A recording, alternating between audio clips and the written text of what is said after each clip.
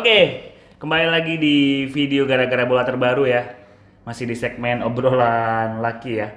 We are Thailand. Parah nih orangnya. We choose Thailand. Parah nih. Jadi kita baru aja nonton live match-nya leg kedua final AFF Cup Indonesia lawan Thailand ya. Yes. Tahu sendiri hasilnya kayak gimana. Kita tetap aja jadi runner up ke-6 ya. Thailand juara ke-6, kita runner up ke-6. But it's okay. Namanya juga tim masih muda. Ya. Nah, sekarang kita bahas nih. Menurut teman-teman semua yang gara-gara boleh hadir sini, ada Eki, ada Labib, ada gue juga. Gimana sih tim kita ini nih, perkembangannya gitu ya. Dari awal STY masuk, sampai dia bisa menghasilkan tim yang bener-bener digilai dan disukai oleh banyak orang saat ini gitu. Walaupun mereka gagal juara. Boleh dari Bib dulu, Bib. Gua ya. Menurut lu gimana, Bib? Perjalanan timnas kita, Bib, sepanjang AFF ini, Bib? Ya, kita kan tahu STY Krit Sadakaman. Krit Sadakaman. bukan piwak. Ini Bewok. ini dia kita tuh nggak loh, dia bukan, kalau kita kan ada pemain titipan kan, kalau dia orang dalam. Bewoknya sama Krit Sadakaman. Krit Sadakaman itu kan mukanya kayak orang Manado ya. Mongol stres ya. Krit Sadakaman. Ayem. Lucu sih Krit Sadakaman sih, tapi jago Krit Sadakaman. Ya, gua ngelihat STY bagaimana dia pertama kali turnamen resmi itu kan saat kualifikasi Piala Dunia kan, beberapa bulan yang lalu, taruhlah setengah tahun yang lalu, dan di mana STY udah pakai pemain muda, tetapi pemain muda ini tidak berkompetisi banyak lah, karena waktu itu cuma ada turnamen Piala Menpora. Setelah adanya kompetisi dan adanya training camp, bagaimana STY menggodok para pemain, melatih para pemain, banyak akhirnya progres yang kita bisa lihat. Contohnya ketika STY memanggil sekitar 30 pemain guna menghadapi AFF Cup musim ini ya, atau edisi kali ini. Walaupun pemanggilannya banyak yang mempertanyakan awalnya kan. Wah, banyak banget bang. Si ini kok nggak dipanggil, si ini nggak Termasuk manggil. gara-gara bola juga ya. Termasuk mohon maaf STY, memang kita juga kaget lah dengan rata-rata 23,4 saat itu, sekarang jadi 23,8. Si timnas Indonesia mau dibawa kemana sama STY? Kita ngelawan generasi emasnya Thailand, ngelawan tim Vietnam. Malaysia yang waktu itu baru tampil mengejutkan di kualifikasi sebelumnya. Betul. Kita Mau ngapain kita nih? Kita mau gimana? Kita bakal satu grup sama dua finalis di 2018 dan dua-duanya pakai pemain senior, dan memang Vietnam bukan pemain senior ya. Dia ada berpengalaman karena generasinya Evan Dimas itu sekitar 7 sampai 9 pemain ada di skuadnya Park Hang Seo, dan ternyata luar biasa kita bisa lolos grup sebagai statusnya juara grup. Nah, Juara grup D, juara grup B, bukan main-main. Dan ketika Indonesia bisa lolos ke partai semifinal dan tiba-tiba ada di final, gue luar biasa nggak ekspektasi. Kayak Eki suka ngomong, kita emang nggak ekspektasi Indonesia sampai final, tapi ketika di final kita punya harapan buat Indonesia juara. Harapan itu selalu ada, bagaimana kita menyongsong gelar perdana kita, tapi akhirnya kita kalah dengan agregat 2-6. Pertandingan pertama kita kalah 4-0, pertandingan kedua kita bermain lebih baik, alhamdulillah bisa mencuri 2 gol ke gawang Thailand, walaupun Thailand bisa mencetak 2 gol. Dan menurut gua Indonesia selama AFF ini kan berarti cuma kalah 1 kali ya, yaitu dari Thailand di leg pertama, walaupun kalahnya 4-0. Dan menurut gua ini tim bisa diandalkan untuk beberapa event berikutnya di tahun ini atau beberapa tahun ke depan lagi, karena dengan usia yang masih muda ini mereka adalah pemuda-pemuda harapan bangsa. Kalau sendiri gimana, Ki? Bentar biar enak. Kejauhannya. Pak guanya nggak kelihatan. Kalau sendiri menurut lu gimana, Ki? Siapa sih dari pemain-pemain ini yang sekiranya menjadi perhatian khusus yang dari lo sendiri gitu? Siapa yang kira-kira nih pemainnya memang hebat banget sih? Di luar ekspektasi gua, performanya siapa sih menurut lo? Ricky Kambuaya. Sebenarnya banyak ya. Ricky Kambuaya salah satunya. Dia baru debut di timnas ya. Betul. Di Piala kualifikasi Piala Dunia ya. Iya. Kualifikasi Piala Dunia bulan Juni pertengahan tahun 2021 lah. Lawan Taiwan itu bukan? Abis lebaran. Lawan Thailand. Oh ya benar, waktu dari main di Dubai ya? Iya, betul. Yang kita seri sama Thailand, kalah sama Vietnam. Itu kan baru kelihatan tuh muka-muka baru pemain timnas asuhan Sintayong. Iya. Baru kelihatan lah gitu kan pemain seniornya, karena Sintayong sebelumnya megang pemain junior kan U19 yang di Kroasia training camp itu kan. Nah, pemain senior ini baru kelihatan muka-mukanya di kualifikasi Piala Dunia. Walaupun kita di situ ya bisa dibilang babak belur lah. Kita nahan imbang Thailand 2-2. Yang saat itu kita merasakan gimana jadi supporter Brunei, nah kayak gitu tuh. Nah, nimbang Thailand 2-2 tapi meriah banget gitu. Iya. Kita dipukul sama Vietnam 5 gol. 4 4 gol, habis itu sama UEL Emirat Arab Ya. 5. Nah, dari situlah muka-muka timnas senior ini kelihatan. Dan waktu itu liga posisinya belum mulai. Betul. Piala Menpora baru Iya. selesai waktu itu kan. Yes, betul. Jadi Sintayong ini baru megang timnas sekitar 4 bulan Liga 1 dimulai lah. Gitu. Jadi pemain yang layak mencuri perhatian ya Ricky Kamboya salah satunya. Gitu. Pemain yang main di tengah, simple. Terus ya nggak Nggak senyum. Iya, nggak banyak senyum. Segan kita Ki. Jadi segan kita tuh. Nggak marah, nggak senyum. Tapi Mau nyapa juga nggak enak gitu. Menyapa juga nggak enak. visioner ya tapi Ngopi bang gitu kan gak enak ya. Gitu. Diem aja. tapi pemain ini sangat Tapi kelas, visioner. kelas. Visioner kelas, mainnya simple, mainnya Taktis. ya taktis. Nggak terlalu gitu. banyak gocek. Nggak terlalu banyak gocek, makanya dia nggak banyak dapat exposure. Iya. Sepanjang turnamen AFF ini dia main bagus dari babak pertama dan Tak tergantikan lah ya. tak tergantikan dan dapat 1 gol di final. Yes. Jadi man of the match di final leg kedua. Betul. Ada satu nama lagi yang benar-benar mencuri perhatian ya. Bahkan seorang legenda sepak bola Singapura pun membuat tweet khusus Postingan untuk dia. buat dia. Postingan khusus untuk dia. Pratama Arhan. Yes. Menurut lo gimana Bib, pemain ini Bib? Wah, gue sih emang udah memprediksi pemain ini bakal menggila ya bersama timnas Indonesia, tapi nggak secepat Nggak ini. segila ini juga. Nggak segila ini dan nggak secepat ini, nggak saat ini gitu. Mungkin untuk 3-4 tahun belakang ternyata ketika bagaimana dia di kualifikasi Piala Dunia bermain berani ya, waktu itu masih kasar banget ya mainnya ya. betul. Pemain Vietnam, pemain Orang-orang cuma Thailand. bilang ini cuma ngandelin lemparan ke dalam doang. Iya, ada lemparan ke dalam sama cuma tukang pukulnya Indonesia. Ternyata ketika di Piala AFF edisi kali ini di 2020 yang berlangsung 2021 dan berakhir 2022. Panjang banget. Harus disebutin gitu ya. Iya, soalnya takutnya orang pada salah Bingung. persepsi. Dan Pratama Arhan bermain full teknik, skillful banget. Dia bisa memberikan impact luar biasa buat timnas Indonesia. Bagaimana ketika Pratama Arhan absen atau tidak hadir di leg pertama, penggantinya atau di posisi bek kiri itu benar-benar kosong lompong ya. Itu yang dieksploitasi oleh timnas Thailand saat itu. Bagaimana banyak peluang yang tercipta dari sisi Pratama Arhan tidak bermain. Dan ketika Pratama Arhan bermain di final, dia tuh bermain ketika gue udah siap di final dengan usia yang masih 20 tahun. Iya. Lo bayangin lo. Lawan-lawannya juga di Thailand bukan kaleng-kaleng. Bukan lawan-lawan. Tadi siapa aja tuh posisinya tuh? Narubadin. Narubadi pemain utama tuh. lawannya. Terus ada beberapa kali duel sama Roller tadi juga sempat masuk. Roller. Nggak bisa Coba ngelawan dia kemarin juga. Roller ketika melawan Edo Febriansyah, dia bisa berapa kali melakukan painting, melakukan manuver, melakukan penetrasi. Tadi gak gerak, melorot kayak mas-mas bule biasa yang ada di timnas Thailand aja. Nggak bisa ngelewatin Nggak Arhan ya. bisa. Bahkan tadi ada duel sama Canatip, dia berani kan.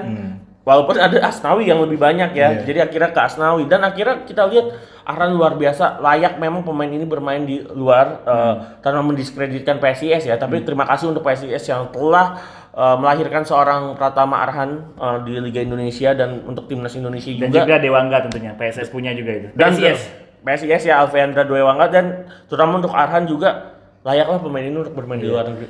Kabar-kabarnya sih ada yang klub Korea yang nama dia Seongnam gitu kan, kita nggak tahu kan. Iya. Fixnya seperti apa. Seongnam Dragon apa Ilwa cuma? Nggak, Seongnam mana tuh? Seongnam Ilwa berarti. Iya, kalau Ilwa sih lumayan lah. Besar banget itu. Iya, Itu klubnya mudah-mudahan. Sintayong dulu. Iya. Apa namanya? Kita pengen pemain ini terutama Arhan ya bisa merumput di botnya. Satu lagi Ki, pertanyaan buat lo. Di AFF kali ini kita punya kapten baru lah ya. Iya. Dulu kan kita dikapteni oleh Evan Dimas lah ya. Iya. Cuman di AFF ini Sintayong mungkin melihat ada jiwa kepemimpinan atau sikap yang lain dari seorang pemain ini gitu. Asnawi Mangku Alabahar gitu. Gila, banyak orang bilang si Asnawi ini adalah salah satu pemain kesayangannya Sintayong lah gitu. Udah kayak anak lah gitu ya. Menurut lo sendiri peran Asnawi di AFF kali ini gimana, dan lu melihat cara dia memimpin timnas Indonesia seperti apa Ki? Wah luar biasa pokoknya. Asnawi Mangkualam nih bener-bener kita ngikutin dari muda ya. Iya. Kita ngikutin dari dia masih umur U18 kalau nggak salah, apa U19 ya? Dia tuh zamannya Luis Milla pertama U23 tahun 2017 dia udah masuk. Ingat gak yang SEA Games ya? kita kualifikasi Piala Asia U23 kita kalah sama Malaysia 3-0, Asnawi kartu merah. Oh, yang dia sikut pemain Malaysia. Iya, itu posisi dia masih gelandang bertahan waktu itu. Iya. Dia masih pegang Luis Milla. Nah, dia usianya masih muda banget, itu 99 ya. Kelahiran 99 Itu ya. umur 18 tahun. Masih umur 18 tapi dia udah main di U23 waktu itu kan. Iya. Main lagi di Piala AFF U18 sama Coach Indra Safri 2 kali, U18 sama U19 itu dengan 2 posisi yang berbeda, gelandang bertahan sama Fullback kanan. fullback kanan. Mulai dari situlah dia sampai sekarang awet di fullback kanan. Jadi Indra Safri yang merubah dia ya? Iya, Berjasa juga ya? Ya, karena Indra Safri melihat punya intuisi kalau kecepatan Asnawi bisa jadi senjata. Iya, dia jago bertahan, bisa penetrasi, fullback modern lah gitu. Yang kalau fullback klasik kan cuma lari, crossing. Ini lari bisa penetrasi, masuk gitu, ngebantu serangan. Pokoknya si Asnawi ini performanya di AFF tahun ini tuh luar biasa. Apalagi di 2 pertandingan awal ya kaptennya masih Evan Dimas kan. Iya betul. Nah momentumnya itu di pertandingan ketiga pas lawan Vietnam. Karena Sintayong tuh ngerombak formasi, jadi kita pakai 2 gelandang bertahan, Evan Dimas ditaruh dipinggirkan dulu di bangku cadangan, dan ban kapten ke Asnawi. Tapi setiap Evan Dimas masuk babak kedua, ban kapten tuh nggak pindah. Tetap masih di Asnawi. Berarti Sintayong ini ngelihat memang Asnawi punya jiwa kepemimpinan gitu, walaupun usia masih sangat muda gitu kan. Tapi dia bisa memimpin skuad satu kesebelasan ini, bahkan sampai partai final dia jadi benar-benar seorang leader lah gitu. Iya, lu sendiri semangatnya kan, kayak nggak ada habisnya napasnya bro. Iya. 90 menit, kalau misalnya lari terus, tackling terus, habisin terus, gila terus itu ya itu emang. Jadi salut lah, mungkin juga faktor bermain di luar ya, itu lagi kelebihannya, bermain di luar di negara sepak bola maju dengan lawan-lawan yang lebih tangguh tentunya, itu mungkin ngerubah ini dia juga, kemampuan dia juga, kemudian cara berpikir dia juga pasti berubah. Level permainannya juga meningkat. Level. Dan gue sepakat memang Asnawi salah satu pemain yang luar biasa di AFF kali ini. Luar biasa pokoknya. Banyak kayaknya ya pemain yang luar biasa. Banyak yang luar biasa. Asnawi salah satunya, dia bener-bener ngebangkitin semangat pemain ketika ketinggalan lawan Malaysia gitu kan. Ngambil bola pertama. Dia ngambil bola ke gawang, ayo bangkit bangun lagi semuanya gitu. Dan di pertandingan lawan Singapura dia ada 1-2 sama Witan sampai berujung Itu world class goal. Gila itu. Di leg pertama ya, kita nggak bakal ngelupain. Kapan lihat tim Indonesia bisa main kayak gitu coba? Kapan? Bagaimana? Enggak, yang gue salut lagi itu Asnawi itu ini ya steal the ball dari pemain Singapura. Terus dia abis steal the ball dia penetrasi 1-2 sama Witan, terus dia ngebalikin lagi cutback ke Witan. Dari Haris Harun kalau nggak salah. Bahkan dari Haris Harun Witan pun udah tahu gitu loh mau Asnawi itu pengennya apa, dia udah tahu. Dan Witan memberikan satu finishing yang luar biasa juga. Gila, world class finishing juga. Dan di semifinal leg keduanya juga pas lawan Singapura itu banyak aksi-aksi dia gitu kan. Bahkan ada momen ikonik dia ketika Faris Ramli gagal. Wah itu. Memorable juga sih. Sampai partai final leg pertama, leg kedua pokoknya posisi Asnawi nggak tergantikan ya. Tapi apapun yang dilakukan Asnawi pada waktu lawan Singapura itu semua orang Indonesia mendukung dia. Pro dan kontra, tapi gua apresiasi apa yang dilakukan. Kan kita nggak tahu di lapangan bagaimana panasnya, tensinya tingginya. Good leader pokoknya Asnawi. Tadi kita ngomong-ngomong soal ada perbedaan ketika pemain-pemain kita mulai bermain di luar gitu. Yes. Ada apa namanya? Ada Witan, ada Asnawi, Egy, kemudian ada Egy gitu ya.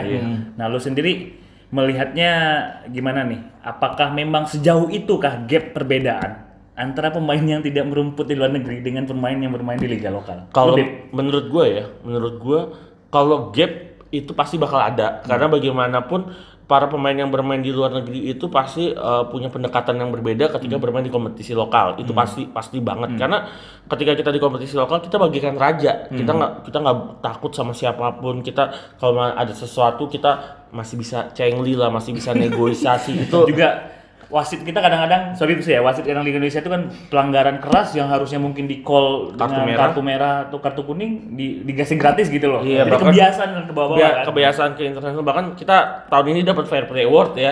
Indonesia dapat Fair Play Award loh. Gila. Ya luar biasa sih, tapi menurut gua balik lagi ke topik utama, bagaimana para pemain yang bermain di luar negeri ini bisa memberikan kualitasnya, karena ketika mereka bermain di luar negeri mereka udah komitmen untuk fokus berlatih, fokus bermain, tidak ada hidup yang istilahnya selingan party ya kan.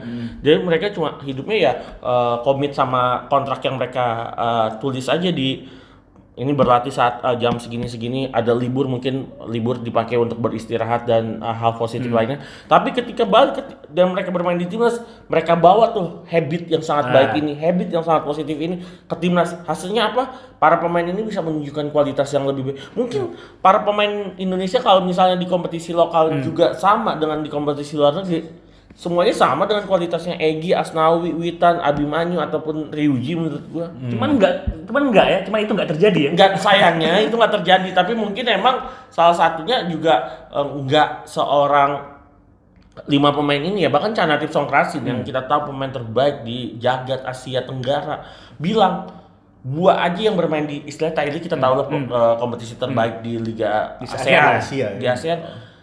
Lu keluar negeri dah. Iya. Oh, maksudnya keluar negeri itu kan memberikan pengalaman. Mungkin lu keluar negeri yang nggak ke Korea, nggak ke Jepang nggak apa-apa, tapi lu misal Malaysia, bisa ke Vietnam, bisa ke Thailand, bisa memberikan bisa pindah ke liga kompetisi luar. Jadi lu punya pengalaman luar biasa, pengalaman baru sih. Yang menurut gua experience itu yang mahal banget menurut gua. Iya betul. Jadi semoga adalah di antara para pemain kita di AFF ini yang bisa menambah gitu ya jumlah pemain kita yang berumput di luar negeri. Gue sih gitu ya. Optimis bakal ada lah ya. 3 sampai 5 pemain ada lagi. Masa nggak ada Arhan, Kambuaya, siapa lagi tuh? Dewa nggak si jago itu? Nggak masa nggak gila. Gila masa nggak mau? Montong masa nggak mau sekelas itu pemain hebat itu masa? Bahkan seorang Sadil sama di Sabah menurut gue layak main di Thailand 1. Iya. Pertanyaan untuk Lucky. AFF ini bukan jalan terakhir lah gitu ya. Iya. Jadi jangan anggap AFF ini udah selesai gitu aja gitu. AFF ini mungkin sebagai yang kita bahas tadi sambil ngobrol, AFF ini adalah sebenarnya awal jalan timnas kita menuju era yang lebih baik lagi. Setelah ini akan ada kualifikasi Piala Asia lah. Kalau Under 23 kan beda lagi lah. Ini untuk tim kita bicara timnas senior. Akan ada kualifikasi Piala Asia di pertengahan tahun depan gitu. Nah, menurut lo PR apa saja nih yang harus dituntaskan oleh Sintayong? Lu lihat sendiri. Garis besar lihat striker kita masih mandul. Terus apa lagi kira menurut lo yang harus dituntaskan Sintayong untuk memperkuat lagi timnas kita? Sintayong ini kan bisa dibilang memutus generasi ya. Memutus generasi dari timnas yang muka-muka lama sebelumnya tiba-tiba muka-muka baru semua gitu. Yang mana orang nggak banyak kenal gitu kan. Pemain-pemain semuanya muda. Nah, masalahnya soal pengalaman nih. Kita baru berlaga abis-abisan di kelas Asia Tenggara gitu kan. Besok kedepannya kelas Asia, pemain-pemainnya ya lain-lain lagi nih gitu kan. Kita masih muda, pengalaman kita baru di Asia Tenggara, masuk ke level Asia pemainnya lebih top lagi nih. Badannya gitu kan. besar-besar, visi bermainnya lebih baik gitu. Mungkin secara pengalaman, secara usia juga lawan-lawan kita bakal lebih matang gitu kan. Betul. Bakal lebih matang. Bahkan ya mungkin kayak Cina, Korea, Jepang gitu, Australia itu banyak muka-muka yang main di Eropa, di luar negaranya gitu kan pasti kan. Betul. Ya secara pengalaman jelas kita kalah, yaitu paling PR masalah pengalaman. Ya nggak paling sih, itu masalah besar sih. Kemarin kan dia waktu final leg pertama kan sempat dia bilang pemain kita tuh, pemain muda kita tuh kalah pengalaman memang. Betul. Jauh kalah pengalaman. Tapi emang ada positifnya main 2 leg ya. Di leg kedua malah lebih lepas lah. Karena udah ngerasain 2 final. Karena Sintayong juga bilang sebelum final leg pertama, saya udah sering menangin gelar gitu kan. Di partai final ini saya lebih pengalaman lah dibanding pemain-pemain saya gitu. Jadi dia udah memenangkan banyak gelar gitu sebagai pelatih, tapi pemain-pemain ini masih sangat minim nih jam terbangnya gitu. Apakah pemain-pemain ini siap main di final gitu kan? Kalau bicara posisi Ki, kita tuh masih kesusahan mencari penyerang yang benar-benar ganas, pembunuh di kotak penalti gitu. Nah, menurut lu baik bagusnya sih seperti apa sih? Apakah kita mulai mencoba mencari pemain naturalisasi di posisi depan? Atau lu punya pandangan sendiri tuh? Apakah Indonesia memang nggak usah main tanpa striker, kita main false nine aja gitu? Nggak tahu ya, seleranya Sintayong mungkin tipikal kayak Spaso gitu kayaknya nggak masuk ya. Iya. Goal getter murni ya? Iya, tapi posisi-posisi iya mungkin kayak yang tipikal kayak Spaso, kayak Lerby, mungkin yang kayak ya setipikal itulah. Mungkin kayak Sintayong nggak masuk gitu. Dia lebih suka pemain mungkin yang kayak jadi cepat gitu ya? Yang cepat, yang judo, Irfan Jaya, duel, yang berani duel, yang berani jemput bola, ya. mungkin tipikal seperti itu gitu. Nah, ya ini udah masalah klasik lah di liga kita, dikuasai sama pemain asing gitu. Ya mungkin yang bisa bersaing nama lokal siapa sih paling akhir-akhir ini? Sebenarnya Spaso sih menurut gue. Spaso kan, tapi itu kan naturalisasi tapi belum ada. Belum juga jadi seleranya Sintayong mungkin. Niko mungkin Persija? Niko bisa, tapi kan akhirnya dibawa dibawa Sintayong ke U18. Niko juga sebenarnya agak minggir kalau di Persija mainnya, agak sayang. Karena gini juga di klub-klub kita kayaknya jarang juga yang memainkan skema seperti STI ini Ki, menggunakan striker yang rajin jemput bola sama striker yang bener-bener apa namanya duel kayak lari gitu loh, jarang. Kita kan bener-bener striker itu kayak stylish gitu kan, menunggu di depan gawang gitu, pembunuh bener kayak sundulan apa, dikasih umpan yang bagus ya, gitu mungkin ya. Mungkin itu harus bener-bener dicari solusi yang konkret lah, gimana itu sampai kita nanti bisa menemukan apa namanya seorang striker yang benar-benar ganas di kotak penalti. Iya. Sebenarnya juga striker kita sih yang suka jemput bola ke belakang, terus ya banyak akselerasi kan cuma bisa dilihat kayak Irfan Jaya, Witan, Hani Sagara gitu kan. Memang tipikal Dedik. Dedik sama Ezra Walian ini kan suka jadi pilihan utama Sintayong nih. Itu sebenarnya kurang tajam, bisa dibilang ya kurang tajam gitu kan. Memang kurang tajam. Memang kurang tajam ya, jarang membahayakan gawang lawan juga, tapi selalu dipakai di pilihan utamanya Sintayong. Mungkin dia dipakai supaya backnya Thailand ini dia bisa narik pergerakan backnya Thailand gitu. Biar memecah konsentrasi backnya Thailand. Biar apa ya, backnya Thailand tuh selalu ada penjagaan lah gitu ke strikernya Indonesia, Ezra atau Dedik ini gitu kan. Jadi apa ya, ada pemain Thailand satu yang kebuang buat nggak nutupin pemain lawan yang lagi dribble bola kayak gitu. Dan gue setuju tadi itu apa namanya, mecahin konsentrasi striker lawan dan mecahin konsentrasi penonton. Karena penonton misuhin striker Indonesia terus aja. Jadi kan nggak bikin gol.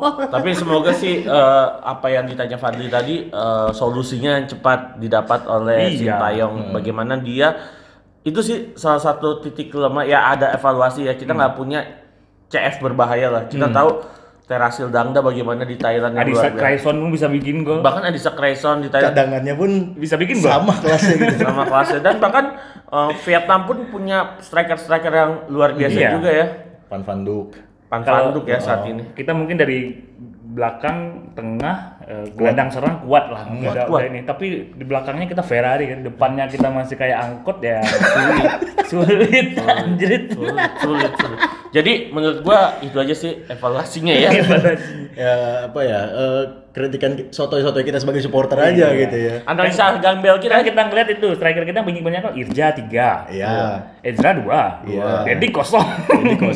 Si ini 2, Witan 2, Egy 2. Tengah kita tuh banyak bikin gol. Asnawi aja bikin gol. Dan kita tim paling produktif di AFF. Bener. Berapa gol, Bib? 20 gol. Thailand 18. Hebat. Gila, 20 gol ya anak-anak. Dan dibagi rata semua ya. Dibagi rata. Enggak ada yang bener-bener. Enggak ada yang bener dominasi. Enggak ada yang mendominasi. Dan ya tadi Fadli ngomong 3-2 ya. Iya, jadi 5 pemain 6 pemain bisa cetak loh. Dan itu sebenarnya luar biasa, tapi kan kadang-kadang kita butuh seorang pembunuh dalam tanda kutip di kotak penalti lawan. Ya kayak BP stylish lah ya. Iya, atau mungkin Boas gitu ya. Bisa cari makan sendiri gitu. BP Boas Eloko tuh udah levelnya another lah. Iya, bisa nyari makan sendiri lah. Disuapin. Oke, ini udah mau habis. Terakhir ini harapan lu buat pemain-pemain ini, apa yang harus mereka lakukan dan apa yang jangan mereka lakukan. Dari lu, Bib. Kalau menurut gua dondunya ya jangan dilakukan tuh, mereka jangan besar kepala, itu paling penting. Jangan star syndrome. Walaupun jangan bucin juga, Bib. Jangan bucin. Biasanya kalau udah terkenal itu suka ada yang mana-mana. Beda ya kalau udah berkeluarga. Itu emang itu kewajiban lu. Tapi kalau misalkan lu masih single, masih muda, ketika lu posting foto yang likes hampir puluhan ribu, sampai belasan ribu, ingat lu bukan siapa-siapa di situ. Cuma emang lu pemain timnas, jadi banyak yang suka. Jadi lu belum ngasih apa-apa buat negara. Belum. Lu belum ngangkat piala gini kan, lu cuma giant check doang tadi lu belum gini nih kayak pembinaan doang. Uang pembinaan gua kata Eki 1,4 miliar. Itu juga Eki bisa ngasih lah. Jadi menurut gua lu jangan jangan besar kepala, jangan star syndrome, jangan aneh-aneh lah. Jangan melakukan tindakan negatif. Kalau harusnya lu tetap latihan yang keras, lu bermain sangat baik di klub, itu efeknya akan bawa ke negara, dan lu tetap bermain sangat Spartan untuk timnas Indonesia ketika dapat kesempatan. Itu dari lu kalau lu macam-macam siap-siap lu digeruduk sama supporter. Siapa aja kalau komen Instagram lu rame.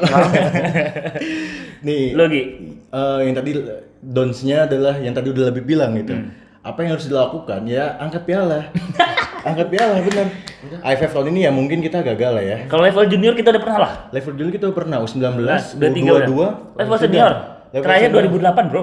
Iya. Ya palingnya medali emas SEA Games anjir 2008. Pertamina Cup itu. Iya. Apa Merdeka, Piala Merdeka. Yang menangnya gara-gara itu Lawan Libya. Itu enggak hitungan lah. Terakhir kita 91. Medali 5 SEA Games. Yang 30 tahun kemudian kita masuk final AFF. Ternyata enggak gitu kan. Kirain kayak Liverpool gitu 30 tahun puasanya gitu. Ternyata enggak. masih gitu. nambah lagi. Ya. Mungkin di di SEA Games tahun depan mungkin kan di Hanoi kita dapat medali emas lah paling enggak. Jadi ya dapat piala lah, ngasih hadiah ke negara, ngasih hadiah ke supporter. Gue udah 4 kali nonton di final gagal loh secara langsung. Pokoknya kalau gue seperti Egy bilang, Egy dia bilang dia punya cita-cita, dia ingin jadi pemain Indonesia pertama yang main di Liga Champions.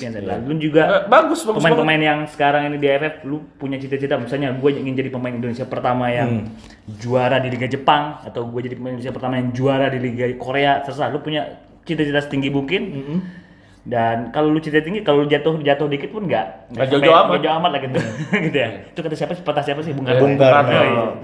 Bermimpilah setinggi langit, jika kamu jatuh di tumpukan awan. Tumpukan bintang-bintang luar biasa.